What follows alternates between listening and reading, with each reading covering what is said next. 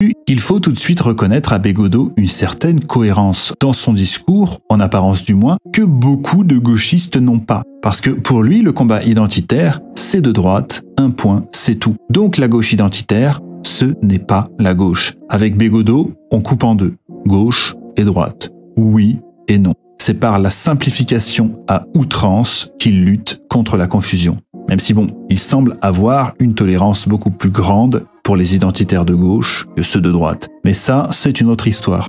Et donc, un de ses arguments, c'est de dire « Nous venons du même pays et pourtant, sur 100 personnes, aucune n'a les mêmes goûts en matière d'art ou les mêmes opinions. » Comme si on était liés que par les goûts ou les opinions qu'on avait en commun. Parce que ce qu'il reproche à l'identité, c'est, je cite, « d'avoir trait à l'identique, à l'invariable ».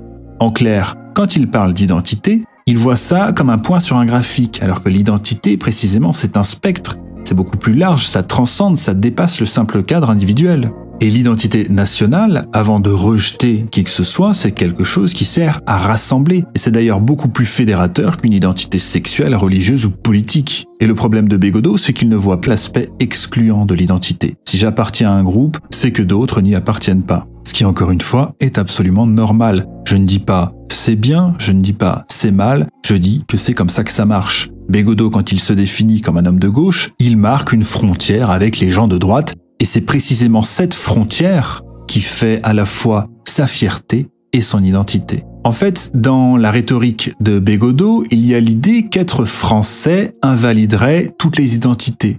C'est pour ça qu'il dit « je ne sais pas ce que c'est qu'être français », par exemple. Comme si être français faisait de nous un clone de tous les autres Français. En fait, il donne une définition absurde de l'identité et puis il accuse les identitaires de ne pas correspondre à cette définition. En fait, la volonté d'une identité nationale, ça a aussi des raisons pratiques. Ça sert à la cohésion, là où le multiculturalisme, lui, n'apporte que division et conflit.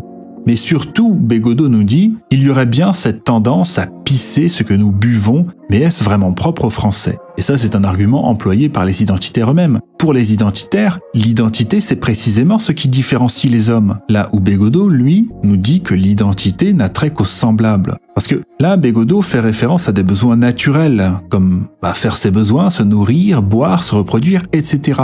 Or, ces points communs que nous avons avec les hommes, nous les avons aussi avec les animaux, voire même les insectes. Ce n'est donc pas une caractéristique propre aux hommes. Ce qui caractérise les hommes, les groupes humains, c'est leur culture et surtout la diversité de leur culture. Et pour un identitaire, nier l'identité, c'est nier la culture, donc nier l'homme lui-même. D'ailleurs, j'ai été surpris par le fait qu'il n'emploie quasiment jamais le mot « culture » dans ce livre, dont le thème principal est la notion d'identité. Le mot n'apparaît que quelques fois alors qu'il est absolument essentiel. C'est la célèbre phrase de Joseph de Maistre, je cite « Il n'y a point d'homme dans le monde, j'ai vu dans ma vie des Français, des Italiens, des Russes, je sais même grâce à Montesquieu qu'on peut être persan, mais quant à l'homme, je déclare ne l'avoir jamais rencontré de ma vie.